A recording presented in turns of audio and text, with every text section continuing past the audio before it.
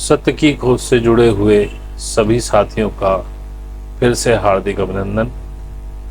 आशा है आप सभी लोग स्वस्थ होंगे, खुश होंगे, आनंदित होंगे। तो आज फिर से सत्य की खोज की एक और यात्रा पर आपके साथ चलते हैं। मैंने पीछे 2 किताबें और पढ़ी। एक थी डॉक्टर बर्नियर की भारत यात्रा, जो यूरोप के एक डॉक्टर थे, उनको घूमने का बड़ा शौक था। वो लगभग 1656 से 1668 तक यहाँ रहे हिंदुस्तान में। उस समय शाहजहां का शासन था और तख्ता पलट हो रहा था और औरंगजेब ने सत्ता हथियाई थी। उसके बहुत सारे किस्से, बेसिकली ये उस समय की ज़्यादा बात इन्होंने लिखी है कि कैसे कैसे औरंगजेब ने सत्ता ली, और कुछ एक मोर्चों में ये दारा शिकोह के साथ भी रहे। बहुत ये औरंगजेब के किसी बड़े ओहदेदार के यहाँ नौकर भी रहे। इन्होंने काफ़ी कुछ घूमा। एक पंडित कोई था, वो इन्होंने अपने साथ रख लिया। वो इन्हें बड़े बड़े ब्राह्मणों से मिलवाता था और काफ़ी इन्होंने घूमा, उस समय की चर्चा करी। तो थोड़ा बहुत हिंदुओं के विषय में भी इन्होंने बताया, रीति रिवाज वगैरह। तो जैसा कि मेरा हमेशा ध्यान रहता है कि मैं आपको प्राचीन समय का कुछ भी मिले कि उस समय हिंदुओं की क्या मान्यताएं थीं, क्या चीज़ थी, ताकि आप समझ सकें जो आप अभी सोच रहे हैं वैसे हिंदू शुरू से नहीं थे। ये समय के अनुसार मान्यताएं, रीति रिवाज आदि बदलते रहे। जैसे पीछे हमने अलबरूनी की चर्चा करी, वो 1020 की बात थी। ये 1600 की बात है, 1656 आई थिंक, यस 1656। तो ये अलबरूनी से लगभग 600 सवा 600 वर्ष आगे की बातें हैं। बाकी तो औरंगजेब के शासन और उनकी जो भी कहानी थी उसमें तो क्या ही पढ़ना। मेरा उद्देश्य केवल रहता है कि आपके भीतर जब भी धूल को थोड़ा छाटूं, तुम्हारे जो विश्वास बने हुए हैं उनको थोड़ा तोड़ूं। फिर और कुछ लोग आहत बहुत होते हैं इन बातों को सुन के। तो भाई देखिए, मेरा उद्देश्य ये नहीं है कि आप सभी इस बात को माने। यदि आप किसी चीज़ को मान रहे हैं, यदि आपको कृष्ण में मज़ा आ रहा है, राम में मज़ा आ रहा है, राधा में मज़ा आ रहा है, हनुमान में मज़ा आ रहा है, आप मानते रहिए, मुझे कोई आवश्यकता नहीं है। ये सिर्फ उनके लिए बना रहा हूँ जो संतुष्ट नहीं है और उनको लगता है कि यार कुछ तो कमी है। तो आगे बढ़ने से पहले सबसे पहले फिर वही गुजारिश कि यदि आपको लगता है कि मुझसे आपको कुछ ज्ञान मिल पाता है, कुछ है इन वीडियोस में, तो प्लीज़ लाइक करिए, सब्सक्राइब कीजिए, शेयर कीजिए और कमेंट्स भी कीजिए। सहमत हो तो भी करिए, असहमत हो तो भी करिए, बस मुझे सिखाइए मत कि मैं क्या करूं और क्या ना करूं, क्योंकि मैं अजीब अपनी मस्ती में ही ये सब चीज़ें बनाता हूं। मुझे किसी से कोई उद्देश्य नहीं है। नितांत मेरे अपने विचार हैं, मेरी अपनी फाइंडिंग्स हैं। आप माने ना माने, मैं किसी को मनवाना भी नहीं चाहता। मैं तो चाहता हूं कि आपके अंदर वो एक लहर उठे कि क्या ये व्यक्ति सही बोल रहा है, चलो ढूंढते हैं। आपकी खोज शुरू हो जाए, सत्य की खोज। और जैसा कि हमारा चैनल है सत्य की खोज ईश्वर की ओर, जितना जितना आप सत्य को खोजोगे उतना ही आप ईश्वर की तरफ बढ़ोगे। तो मेरा उद्देश्य केवल आपको ट्रिगर करना है। अब बहुत से लोग उखड़ जाते हैं, उल्टे सीधे कमेंट करते हैं, उससे कुछ होना नहीं है, क्योंकि मैं तो बदलने वाला हूं नहीं। इसके बजाय यदि आप ये सोचें कि 1% कहीं आदमी सही तो नहीं बोल रहा, चलो ढूंढते हैं, खोज शुरू करो, सत्य तक पहुंचो। क्योंकि जो आप मान रहे हैं वो सत्य नहीं है, जो आप जान रहे हैं वो सत्य नहीं है। इसे खोजना पड़ेगा, और सत्य को जितना खोजोगे आप ईश्वर के समीप चले जाओगे, और आखिर में आपको एक ही चीज़ पता लगेगी कि आप खुद ही ईश्वर हैं। ना कोई भगवान कभी पैदा हुआ, ना कभी होगा, उसने आप ही को पैदा किया है। आप ही स्वयं ईश्वर हैं, आप ही परमात्मा हैं और आप ही क्रिएटर हैं। अब ये बात कहने में बड़ी अच्छी लगती है कि आप ही क्रिएटर हैं, बहुत से लोग कह भी देते हैं, पर पता बहुत विरले लोगों को है कि हम क्रिएट करते हैं, कैसे क्रिएट करते हैं, कैसे होता है। ये सब साधना के आगे के आयाम हैं। जैसे जैसे आप आगे बढ़ते जाओगे आपको क्लियर होते जाएंगे। तो आगे बस यही है कि भाई डिस्क्रिप्शन में हमारा फेसबुक है, इंस्टाग्राम है, उसे फॉलो कर लो। फेसबुक पे फ्रेंड रिक्वेस्ट भेज दो कि आपको नई नई रील्स मिलती रहें, शॉर्ट्स मिलते रहें। इस चैनल को भी सब्सक्राइब कर लो। और जिनको इतने समय बहुत से लोग सुनते आ रहे हैं, उसके बाद अगर उन्हें आज भी लगता हो कि चलो अब कुछ लगता है कि सीखना चाहिए, तो आ जाइए। वहाँ पे व्हाट्सएप नंबर है, उस पर मैसेज कर दीजिए। टेलीग्राम है, मेन ग्रुप हमारा टेलीग्राम पर है, तो टेलीग्राम पर ही करें तो ज़्यादा अच्छा है। नहीं तो व्हाट्सएप पे भी मैं आपको टेलीग्राम पे ही जाने बोलूँगा, क्योंकि ग्रुप ही वहाँ पर। और फिर से बता दूँ, 1 2 3 महीने का काम नहीं है, 4-6 महीने में तो आपको करना ही आता है, समझ ही आता, थोड़ा टेस्टी बनता है। तो कम से कम दिमाग में साल भर लेके चल के आना। अगर साल भर नहीं रुके तो टेस्ट तो पकड़ ही नहीं पाएंगे, फिर आना व्यर्थ है, बेकार। 4-6-8 महीने खराब भी करें, पैसे भी दें और कुछ मिले भी ना, क्या फ़ायदा।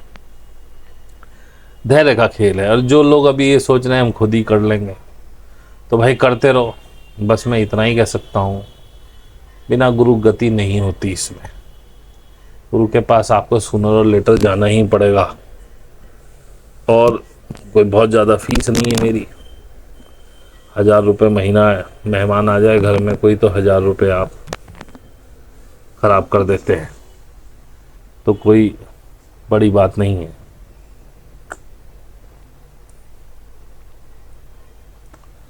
तो बस यही कहूँगा कि अगर आप इस पथ पे आगे बढ़ चुके हैं तो आपको सीखना चाहिए। गुरु चाहे आपका कोई भी हो, गुरु रखिए। गुरु के पास ही, उसी के सानिध्य में आप सीख पाएंगे। तो चलिए शुरू करते हैं। ये किताब है डॉक्टर बर्नियर की भारत यात्रा,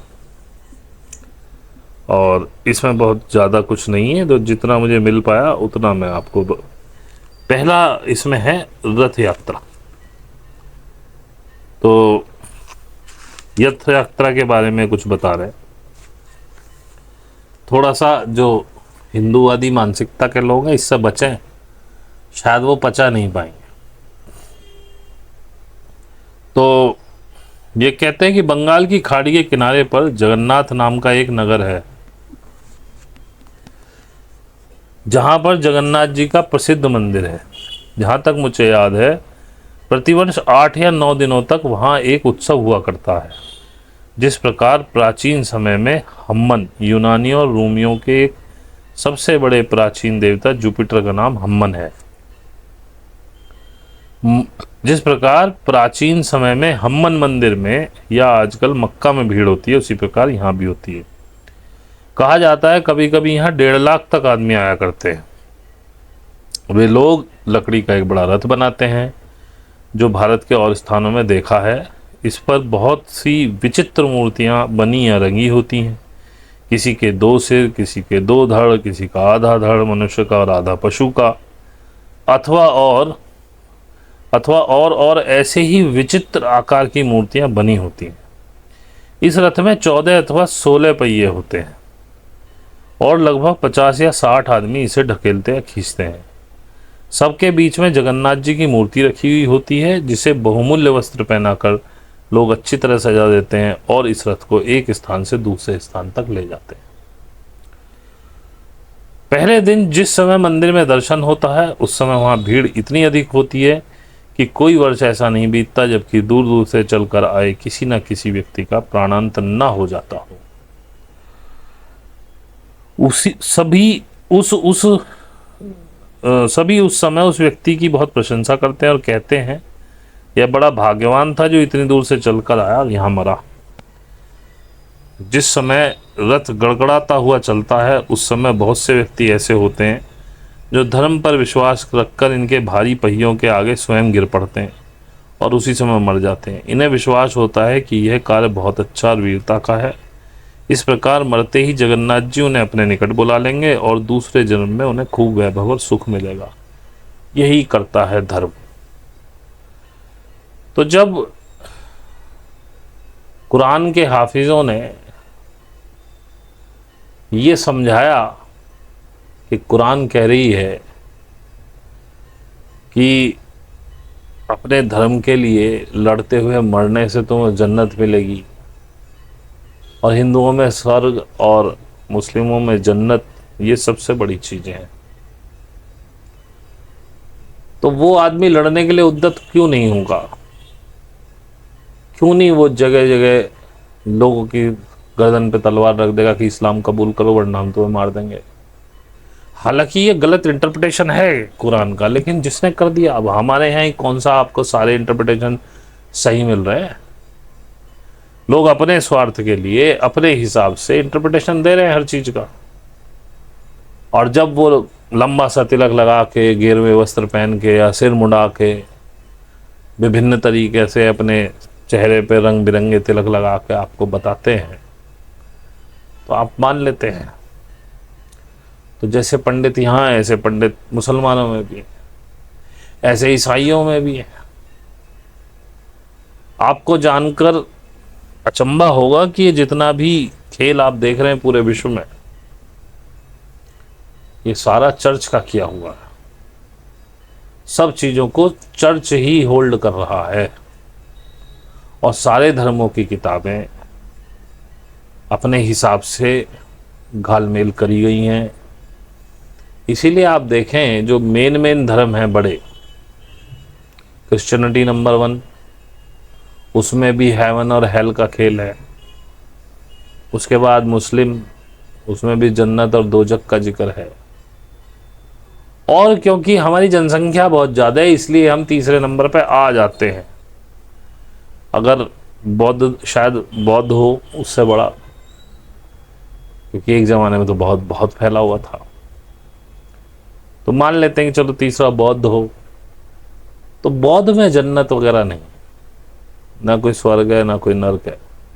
महायान में हो, आगे किसी ने घुसेड़ दिया हो तो पता नहीं। महायान की टीचिंग पे मैं विश्वास रखता हूँ, यदि वो ऑथेंटिक हैं तो उसमें ऐसा नहीं होगा, लेकिन उसको ज़्यादा गिना नहीं जाता। तो रहा एक हिंदू, उसमें भी ये सब है। तो ये सब ब्राह्मणिक कल्चर रिलीजन है।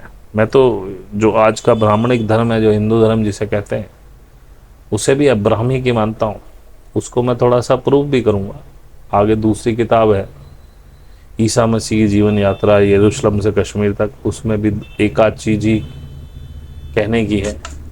योजेफ बनाश हैं एक उपन्यासकर्ता, उन्होंने लिखी है।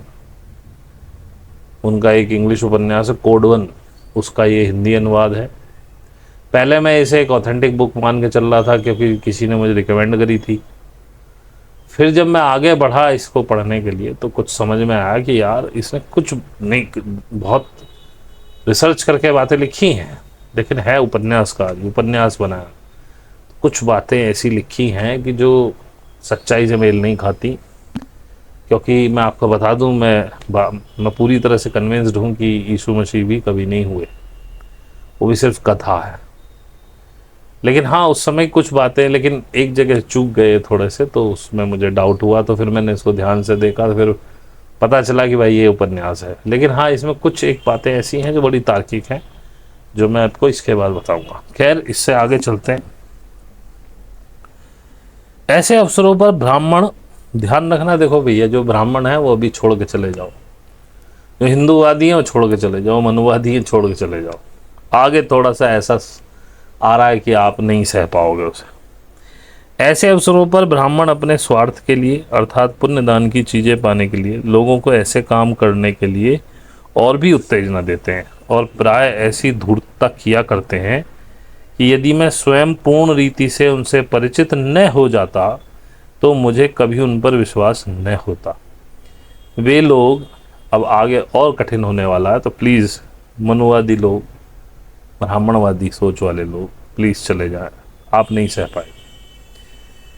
वे लोग किसी एक सुंदर कुंवारी कन्या का जगन्नाथ जी से ब्याह करा देते हैं और रात को मंदिर में जगन्नाथ की मूर्ति के पास बैठाकर उसे विश्वास दिलाते हैं कि रात को स्वयं जगन्नाथ जी उसके पास आएंगे और उससे यह भी कह देते हैं कि इस वर्ष के शुभाशुभ अपनी पूजा, सवारी, रथ और दान आदि के संबंध में जो कुछ जगन्नाथ जी को आवश्यक हो वह उनसे पूछताछ कर ले। रात के समय चोर दरवाजे से एक पुजारी उस मंदिर में चला जाता था और उस कुंवारी कन्या के साथ संभोग करता है और जो चाहता है वही उस बेचारी को विश्वास करा देता है।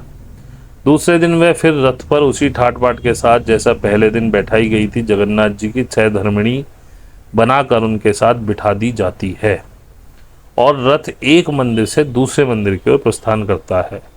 वहां पहुंचने पर यह ब्राह्मण उससे कहते हैं कि जो कुछ उसने रात को जगन्नाथ जी से सुना है वो सब लोगों को कह सुनावे। उत्सव के दिन रथ के आगे अन्य मंदिरों की भी कस्बियों का नाच होता है और वे सैकड़ों प्रकार के भद्दे अश्लील इशारे करती हैं और ब्राह्मण उन सब बातों को धर्म का एक अंग बनाते हैं। मैंने बहुत सी ऐसी स्त्रियों पब्लिक वैश्याओं को देखा है जो सुंदरता में बहुत प्रसिद्ध हैं, पर वे सर्वसाधारण के पास नहीं जाती।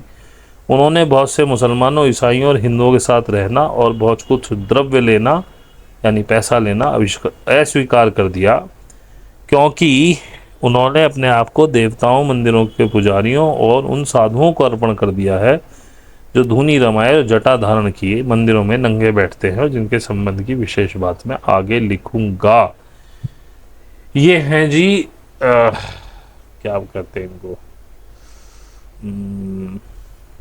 देवदासी। तो भैया आप देखिए, और इसमें मैंने थोड़ा सा यहाँ ध्यान नहीं दिया, जब मैंने शुरू में बताया था इसमें कि इसमें 16 पहिए होते हैं, 50-60 आदमी से धकेलते हैं, इसके बीच में जगन्नाथ जी की मूर्ति रखी होती है। तो बर्नियर ये नहीं कह रहा कि इसमें सुभद्रा भी है और बलराम भी है, जगन्नाथ जी की एक मूर्ति। कौन है जगन्नाथ?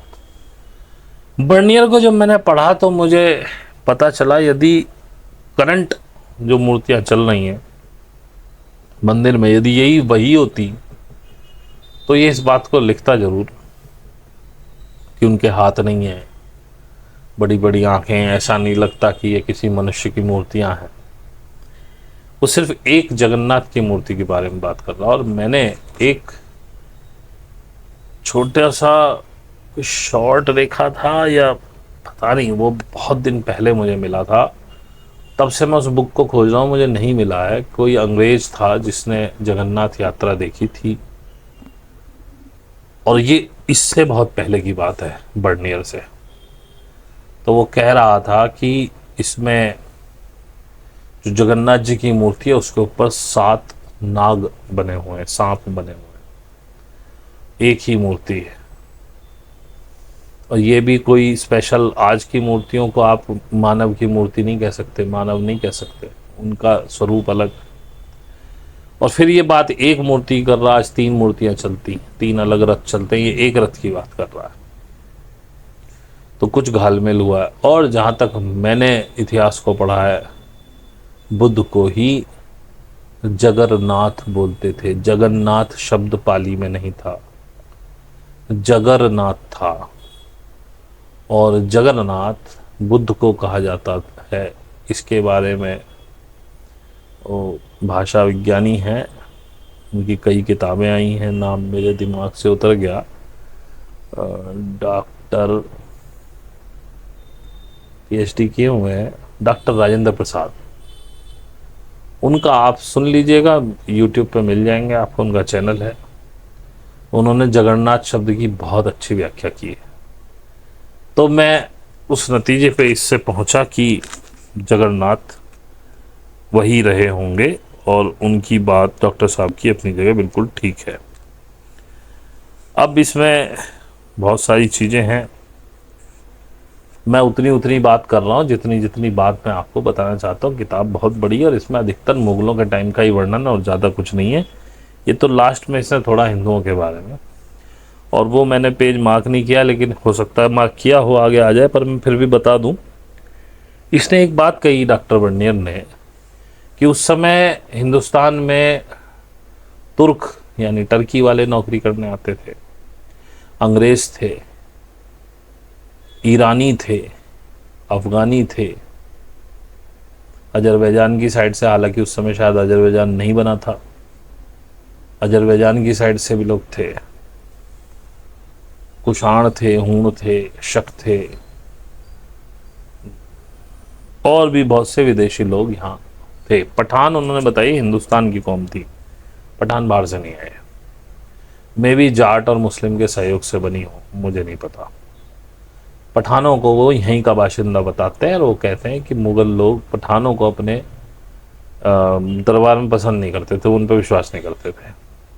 वो अधिकतर ईरानियों पे और तुर्कियों पे, इन पे ज़्यादा विश्वास करते थे। तो भाई क्योंकि यहाँ हिंदू बहुमत में थे तब भी, तो बोलता है कि इन लोगों ने बहुत कोशिश की कि वो हिंदू हो जाएं, लेकिन ब्राह्मणों ने स्पष्ट लिखा कि ब्राह्मणों ने केवल इस वजह से कि उनके धर्म के लूप होल से उनको ना पता चल जाए, क्योंकि देखिए डरेगा वो जिसने कुछ घपला कर रखा होगा। अब यहाँ के तो सब लोगों को इन्होंने पढ़ने के अधिकार से वंचित कर दिया, सब बेवकूफ़ थे, जैसा बता दे पंडित जी वैसा ठीक है। अब बाहर से आ रहा है एक आदमी, और जब वो धर्म में जाएगा तो ऑब्वियसली पढ़ना चाहेगा। खुद ही आप देख लीजिए, 2 पुराण निकाल के कोई सी भी पढ़ लीजिए, दोनों में आपको इतना कंट्राडिक्शन मिलेगा, आपको लगेगा। मैंने खुद पढ़ी है, बचपन में बता रहा हूँ। और जब मैंने विष्णु पुराण पढ़ी तो मुझे लगा हाँ विष्णु ही सब कुछ है। उसके बाद मैंने दूसरी शिव पुराण देखी है, मैंने कहा ये अब इसमें शिव सब कुछ है यार, सत्य तो एक ही होगा ना, ब्रह्मा विष्णु महेश, ठीक है हम 3 मानते हैं। अब इसमें या तो विष्णु ही सबसे बड़े होंगे और शिव ही सबसे बड़े होंगे, तो पहले डिसाइड कर लो यार। एक जगह बैठ के नहीं बनाई क्या ये सारी पुराने। खैर वो एक अलग मैटर हो गया, हम विषय से भटक रहे। तो आगे इनका मैंने मार्क किया, इसमें क्या, मैंने बहुधा पंडितों को इस विषय में वाद विवाद करते हुए सुना, जो भी विषय चल रहा होगा, पर उनकी बातें इतनी पेचीदी होती हैं कि मेरी समझ में बिल्कुल नहीं आती। कुछ पंडितों का कथन है ईश्वर एक ही है, उसमें 3 गुण होने के कारण उसके 3 नाम रखे गए हैं। फादर रोआने जो जेविस्ट मिशनरी थे और संस्कृत के अच्छे ज्ञाता थे, मुझसे कहा था कि हिंदुओं की धर्म पुस्तकों में केवल यही नहीं लिखा कि सृष्टि संबंधी 3 देवता हैं, बल्कि यह भी लिखा है कि दूसरे देवता अर्थात विष्णु ने 9 बार अवतार लिया। उन्होंने यह भी कहा कि जब मैं रोम को लौटते समय शिराज में ठहरा था तो वहाँ एक पादरी ने कहा कि मैंने खूब छानबीन कर यह निश्चय किया है कि विष्णु के 9 बार अवतार लेने का मुख्य कारण यह था कि संसार में झेले हुए पापों की न्यूनता हो और लोग उससे बचें। उन अवतारों में 8वां अवतार बहुत प्रसिद्ध है।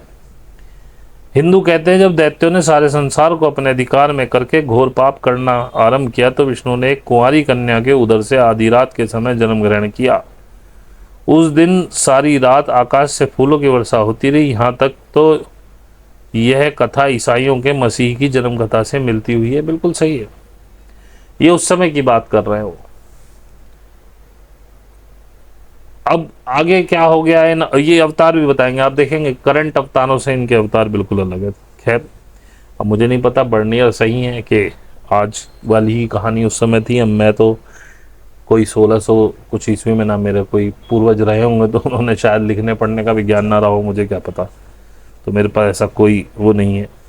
मेरे को तो ये लिखा हुआ मिला है तो कंट्राडिक्टरी दिख रही है, पर हम नहीं कह सकते कौन सी बात सत्य है।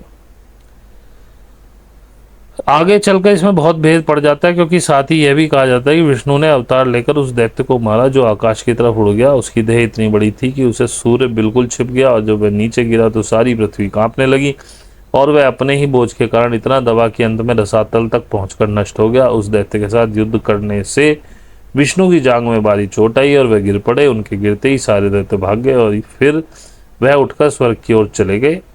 ये कथा मैंने पहली बार ही सुनी है। हिंदू तो कहते हैं, पर वेदों से इस बात की पुष्टि नहीं होती कि मुसलमानों के अत्याचार से हिंदुओं को बचाने के लिए अवतार हुआ होगा।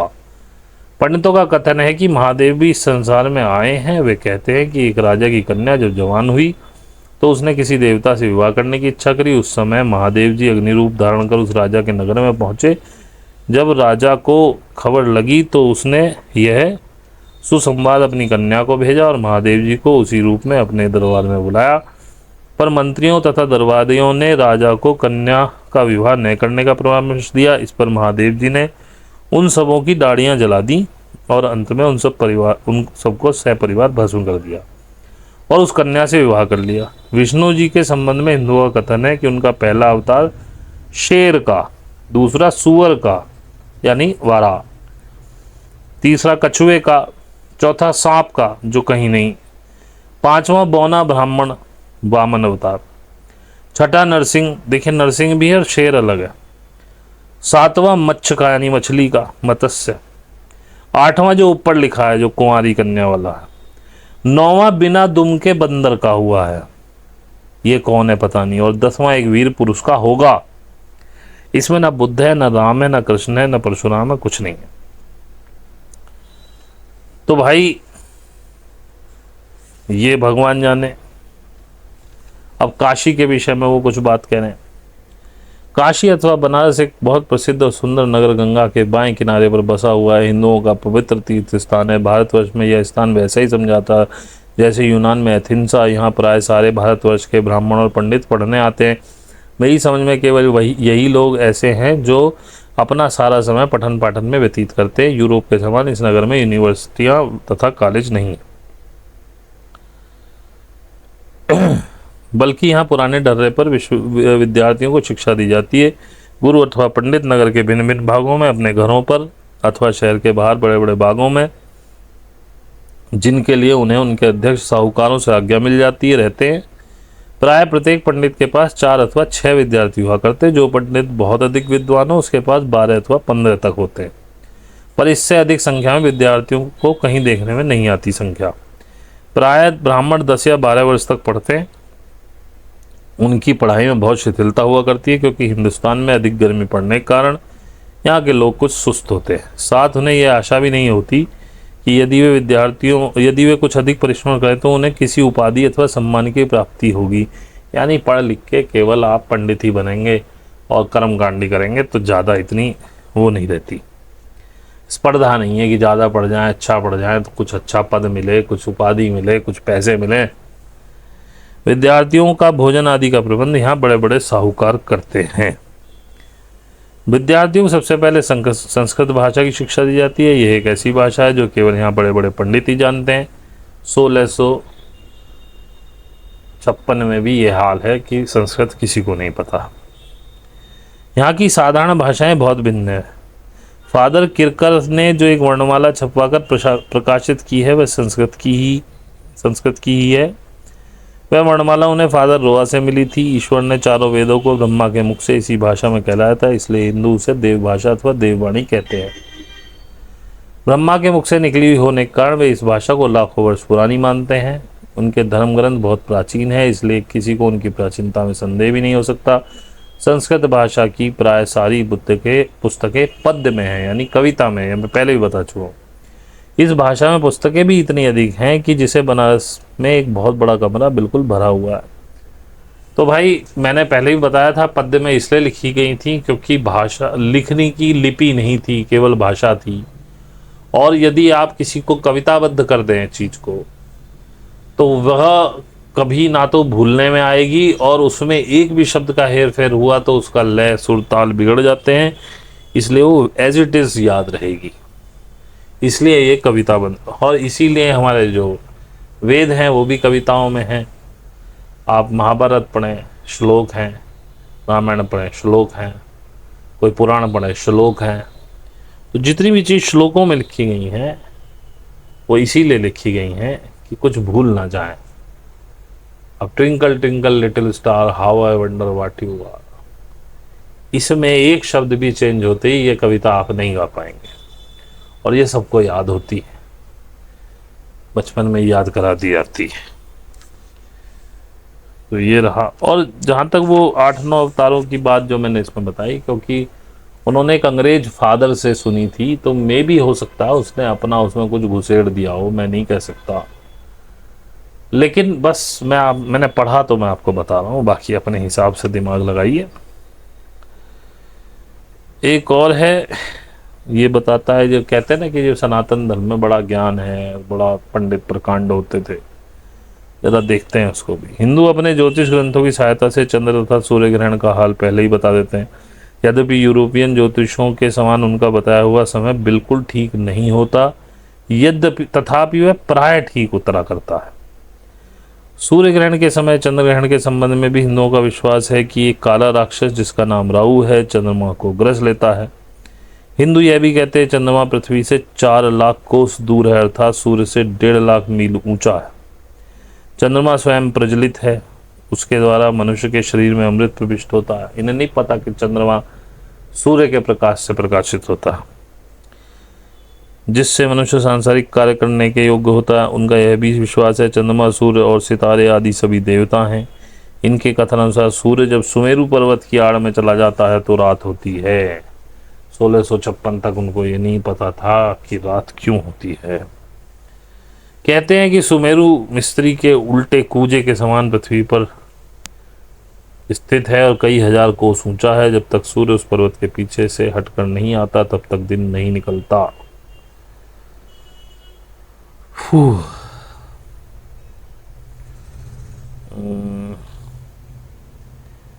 इसमें एक पंडित इनके पास आता था जो कभी औरंगजेब के पिता से पेंशन पाता था। औरंगजेब ने सत्ता संभाली, उसकी पेंशन ख़त्म करती तो इनके पास आके वो कहा करता था कि मेरी कुछ सिफारिश कर दो। तो इन्होंने कुछ मूर्ति पूजा में से बारे में कुछ पूछा, तो उन्होंने उस पंडित ने उत्तर दिया है कि निसंदेह हमारे मंदिरों में ब्रह्मा, महादेव, गणेश और गौरी आदि देवी देवताओं की मूर्तियां हैं और इनके अतिरिक्त और भी अनेक देवता हैं जिनकी हम लोग पूजा करते हैं। उन पर जल, अक्षत, नैवेद्य आदि चढ़ाते हैं और उनकी आरती करते हैं, पर हमारा यह विश्वास नहीं है कि मूर्तियां स्वयं ब्रह्मा या विष्णु हैं और हम लोग देवताओं की पूजा करते हैं, न कि मूर्तियों की। हमारे मंदिरों में मूर्तियां इसलिए रखी जाती हैं कि जिसमें लोग एकाग्रचित होकर ईश्वराधन करें, क्योंकि जब तक दृष्टि किसी वस्तु विशेष पर जमा कर न रखी जाए तब तक मन इधर उधर घूमता है। पर वास्तव में हमारा विश्वास यही है कि संसार का उत्पत्तिकर्ता केवल एक ईश्वर है। जो कुछ मेरे प्रश्न का उत्तर पंडितों ने दिया वह मैंने ठीक ठाक लिख दिया है, पर मुझे संदेह कि उन्होंने जानबूझकर रोमन कैथोलिक वालों के मत से मिलता जुलता अपना मत प्रकट किया, क्योंकि अन्य पंडितों के विचार इससे बहुत भिन्न है। तो देखिए किस तरह से ब्राह्मण लोग समय, देश, काल, रीति के अनुसार अपने अपनी बातें बदल लेते हैं। बाकी इसमें कश्मीर का वर्णन है, बहुत कुछ है, पर इस पूरी किताब में मुझे इतनी ही बात आपको बताने लायक लगी, क्योंकि अब मैं भाई साहब आपको किताबें तो नहीं सुनाने बैठा हूँ यहाँ। फिर देखिए ये वो किताब है जोसेफ बनाश की, लेकिन ये उपन्यास है तो इसकी हर बात पर विश्वास नहीं किया जा सकता। लेकिन इन्होंने एक बात इसमें लिखी है, हालांकि मैं उससे थोड़ा सा इसलिए असहमत हूँ, थोड़ा लिटिल असहमत हूँ। इन्होंने ये तो जानकारी कर ली कि जगन्नाथ मंदिर बुद्धों का बड़ा एक सम्मानित विहार रहा या एक केंद्र रहा, वहाँ मंदिर रहा है जो भी रहा। लेकिन उसमें एक तो इन्होंने हिंदू शब्द जोड़ा, तो जिस समय की ये बात कर रहे हैं उस समय हिंदू था ही नहीं, क्योंकि ये बात कर रहे हैं 30 शताब्दी में 30 ईस्वी सन की, सन 30 के आसपास की, या शायद सन 1920 और 30 के बीच में कहीं। उस समय तो मंदिर बनने शुरू ही हुए थे, पता नहीं जगन्नाथ का मंदिर बना भी था कि नहीं बना था तब तक। तो वहीं से मेरा शक थोड़ा सा इन पर हुआ कि ये कुछ गलत कह रहे हैं। तो इन्होंने कहा कि इन्होंने माना जगन्नाथ बुद्धों का एक केंद्र था, लेकिन इन्होंने जोड़ दिया कि वो विष्णु भी है वहाँ पे और बुद्ध भी हैं। ये गलत है, क्योंकि विष्णु को उस समय कोई नहीं जानता था, अकॉर्डिंग टू माई नॉलेज। उसके बाद इन्होंने बड़ी अच्छी एक तार्किक बात कही, जो मैं आपके साथ कहना चाहता हूँ। वहाँ से जो राजकुमार हिंदुस्तान का राव अन्ना उनको यहाँ लेकर आ रहा था, जैसा इसमें लिखा है, तो इनकी कुछ चर्चा हो रही है और वो बात कर रहे हैं कुछ अपने बारे में। तो राव अन्ना कहते हैं, मैं इस निष्कर्ष पर पहुंचा था कि भारतीयों और यहूदियों का उद्गम या मूल एक ही था।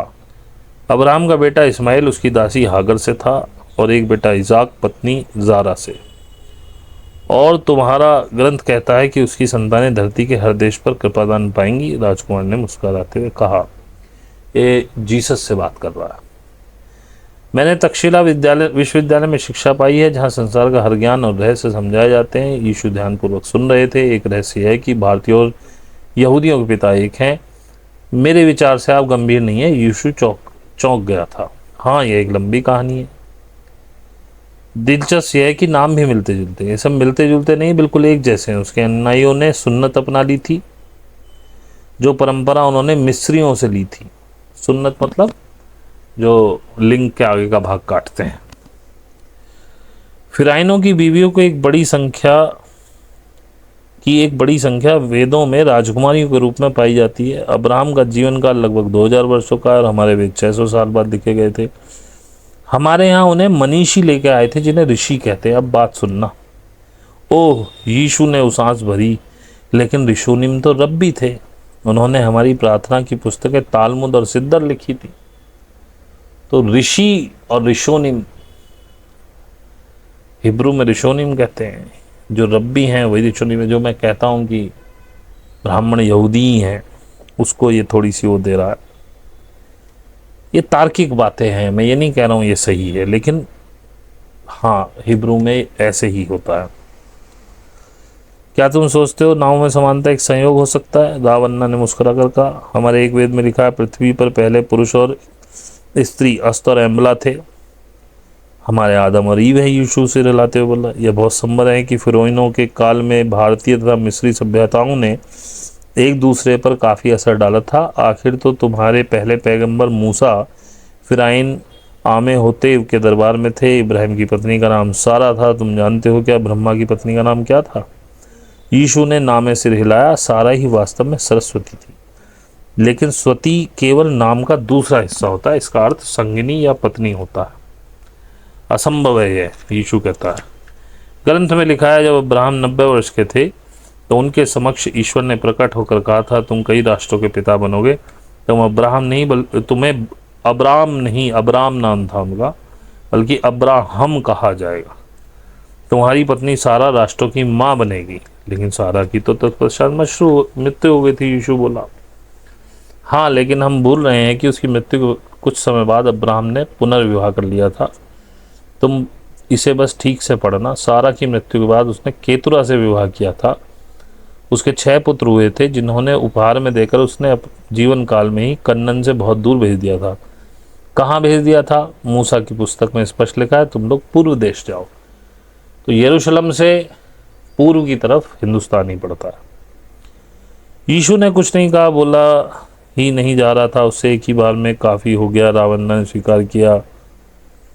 तो राव अन्ना उससे पूछता है, खैर एक आखिरी चीज़ मैं चाहूँगा कि तुम अब्राहम का नाम हिब्रू में लिखो। हम हिब्रू में स्वरों का इस्तेमाल नहीं करते, यीशु बोलता है। प्राचीन हिब्रू की बात कर रहे हैं। अतः ब्रह्म होगा। वही तो, सब भारतीयों के पिता का नाम क्या है? ब्रह्मा। और हाँ, हिब्रू में ब्रह्मा का नाम कैसे लिखेंगे? यीशु चकित हुए देख रहे थे कि ये भी ब्रह्म ही होगा। तो ब्रह्मा, अब्राहम ये एक ही हैं, ऐसा तार्किक रूप से इस व्यक्ति ने कहा है, जो कि सही प्रतीत होता है। हालांकि अब बातें इतनी पुरानी हो चुकी हैं, अब हम सारे अब्राहम से निकले कि ब्रह्मा से निकले कि ब्रह्म से निकले, क्या कह सकते हैं? इससे कुछ फ़र्क भी नहीं पड़ेगा। लेकिन मेरा काम है कि जो मैंने पढ़ा, जिस पे मुझे थोड़ा सा लगा कि आप लोगों को बताना चाहिए, वो मैंने बताया। कि जिसके ये पुराने ऑर्थोडॉक्स चीज़ें टूट गई हूँ, वेल एंड गुड, और जिसकी ना टूटी हूँ उसको तोड़ने के लिए निरंतर प्रयासरत हूँ मैं। अगर आप तोड़ना चाहें, अगर आप अपने अपने धर्मों में बंधे रहना चाहें तो कोई प्रॉब्लम नहीं है। किसी को लगता है कि मैं ब्राह्मणों के विषय में ज़्यादा बोलता हूँ, तो भाई देखो, इसलिए क्योंकि मेरे पास हिंदू लोग ज़्यादा हैं। ले देखिए, एक मुसलमान है और वो भी मेरी बातों को पूरी तरह से मानती है, कभी बहस नहीं करती। हालांकि उसको भी काफ़ी चीज़ें मैंने कुरान वगैरह की ढूंढ के बताई। और क्रिश्चियन एक थी, वो चली गई, वो भी नहीं बहस करती थी, वो भी मानती थी, वो भी पक्की, क्या कहते हैं उसे, नास्तिक थी। तो भाई अब क्यों बहस करूं मैं बिना मतलब, अपनी एनर्जी क्यों लगाऊं मैं मुसलमानों और ईसाइयों पर या सिखों पर। सिख हैं, दो सिख हैं, चाहे मियाँ बीवी हैं, इतनी कम उस पर मैं क्यों एनर्जी वेस्ट करूं। हाँ, अगर मैं यूएस यूके में होता तो आप देखते मैं क्रिश्चियनों पे ज़्यादा बोलता, हिंदुओं पर नहीं बोलता।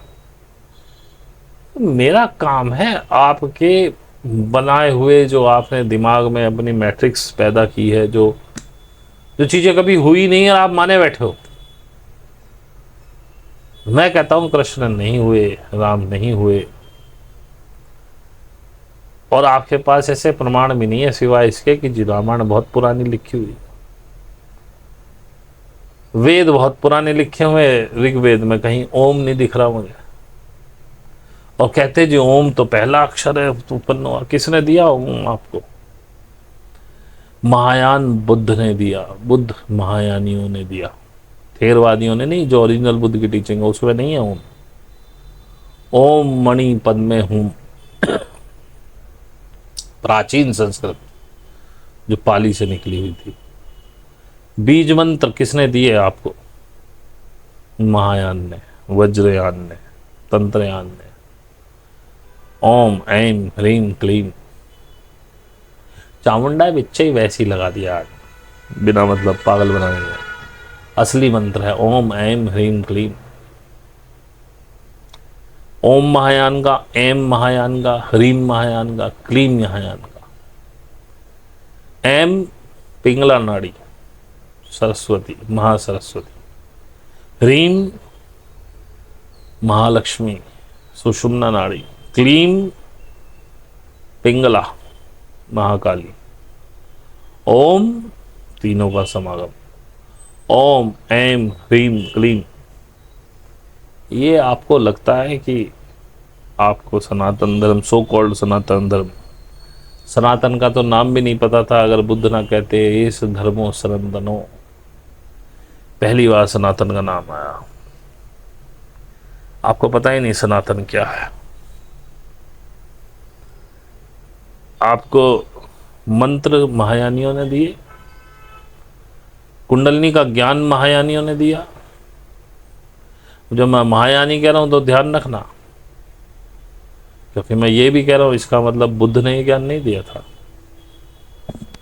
मैं आज भी पूरी शिद्दत से मानता हूं कि ये ज्ञान नागाओं ने महायानी बौद्ध के जरिए, महायान के जरिए दिया। क्योंकि बुद्ध की जो ख्याति थी बहुत बड़ी हो गई थी उस समय तक, तो उन्होंने बुद्ध को भगवान बना के, और महायान की वो पुस्तकें नहीं जो आप हिंदी में पढ़ रहे हो, असली पांडुलिपियां जो तिब्बत में रखी हैं उनसे आप बात करो। मैं ग्रेग बार्डन की एक किताब पढ़ रहा हूँ, डिवाइन मैट्रिक्स। इसमें मैंने ये ख्याल आया था मेरे मन में, देखो ऐसे आती, जैसे मैं कहता हूँ ना ज्ञान अंदर से आता है, ये केवल ख्याल आया था कि महायान ने सब दिया है, नागाज ने महायान के थ्रू। इसने दो जगह कोट किया है, लेकिन केवल महायान को, कोई वेद, कोई पुराण, कुछ नहीं। वो कह रहा है in the teaching of Mahayana Buddhism it is believed that reality can exist only where our mind create a focus. ये महायान कह रहा है। सेकंड इसकी बात सुनिए,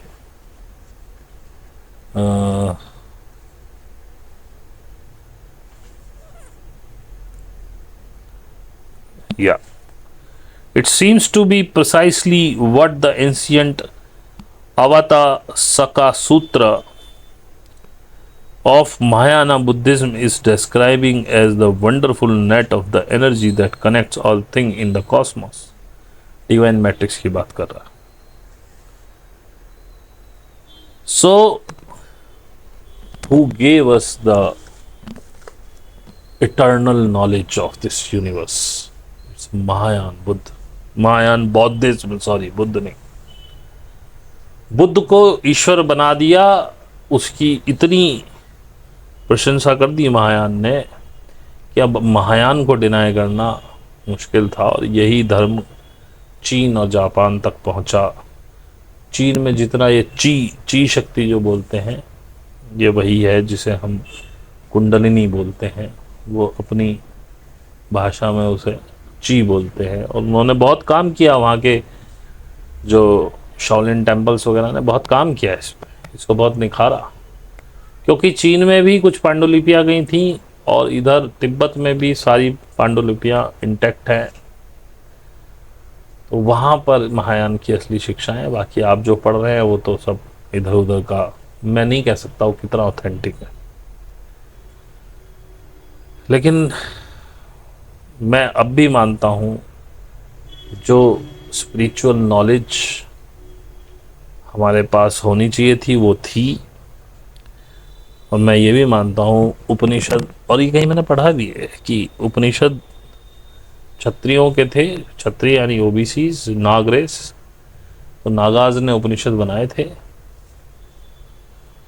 और वो उन्हें ब्राह्मणों को छूने भी नहीं देते थे कि ये हमारे उपनिषद खराब ना कर दें. और उपनिषदों में ही असली ज्ञान है. वही ज्ञान वहाँ से लेकर के आपको शंकराचार्य ने दिया. और जो कथाएं आप पढ़ रहे हैं वो शंकर विश्वविजय के नाम से एक कवि नाटक है, पद्य में लिखा हुआ. और कवि हमेशा अतिशयोक्ति करता है. बाकी आपकी मर्जी है साहब. मैंने आपको जो अपन तक पढ़ा और जाना वो बता रहा हूँ. किसी पे कोई दबाव नहीं इसे मानने का और अपनी बिलीव्स को छोड़ने का. मन करे छोड़ देना. मेरी बातों में सच्चाई लगे तो भी इसे खुद परखो, जानो, समझो और अपने आप कि आंखों के सामने से पर्दा हटा दो कि कोई तुम्हें बचाने आ रहा है, कोई भगवान नाम की संस्था है जो तुम्हें गलत समय पे बचाएगी. नहीं, तुम स्वयं परमात्मा हो. अपने आप से जुड़ने की कोशिश करो तो तुम देखोगे विश्व तुम खुद क्रिएट कर सकते हो, कुछ भी क्रिएट कर सकते हो. यही मैं सिखा रहा हूँ. जिनको सीखना आ जाइए. बहुत बड़ी बड़ी चीज़ों पे आप इन्वेस्ट करते हो, लेकिन हाँ, आना तभी जब अपने मन से इच्छा हो कि अभी करना है. मुझे ना आपके पैसे से कुछ चाहिए. 1000 रुपये इसलिए लेता हूँ ताकि आप सीरियस रहें. फ्री में बहुत सिखाया, ना कोई सीखा, ना मैं संतुष्ट हुआ और उसमें फ्रस्ट्रेशन के अलावा कुछ नहीं मिला. सॉरी. अब फ्रस्ट्रेशन नहीं होती. जिसको जब तक रहना रहे, जाना जाए. और बात यही है कि जब आपका मन हो अंदर से पूरे अडिग हो जाए कि नहीं. बहुत आते हैं मैसेज, जहाँ कहो फीस लगती है इतनी, भाग जाते हैं. एक तो कह रहा है आई एम नॉट इंटरेस्टेड. भाई मैं तेरे घर गया था, तू नहीं तो कहा आई एम इंटरेस्टेड, मैं सीखना चाहता हूँ. मैंने कहा फीस, तो आप आई एम नॉट इंटरेस्टेड. तो भाई बाकी, और जैसा मैं पहले बता चुका हूँ, आगे आने वाले समय के लिए थोड़ा सा जागरूक रहें, मार्केट पर निगाह रखें. उतार चढ़ाव का समय होगा. ऐसा नहीं है कि आप नहीं निकल पाओगे, धैर्य से निकलना पड़ेगा. थोड़ा सेविंग रखिएगा तो वो आपको आगे फ़ायदा देगी. अभी थोड़ा सा अल्पव्ययी हो जाइए, कम खर्च कीजिए, यही पैसा आगे काम आएगा। 2026 तक थोड़ा सा ज़्यादा ट्विस्टर है, रोलर कोस्टर राइड है, ध्यान रखिए। और मेरी किसी भी बात को बिना जांचे परखे स्वीकार मत कीजिए। मैं कुछ भी बोलता हूँ, पागल आदमी हूँ। मेरी बातों को इतनी सीरियसली ना लिया कीजिए जब तक खुद न जान लें। तो आज के लिए इतना ही, इसे बंद करते हैं। अच्छा लगा हो तो प्लीज़ लाइक और सब्सक्राइब करिएगा, शेयर करिएगा, कमेंट्स करिएगा। और भाई जिन्हें सीखना हो व्हाट्सएप या टेलीग्राम पे मेरे डिस्क्रिप्शन में पड़े हुए हैं, वहाँ पे आप मैसेज कर दें। और इसी के साथ ही आपका बहुत बहुत धन्यवाद मुझे इतना समय कीमती अपना देने के लिए। Thank you very much.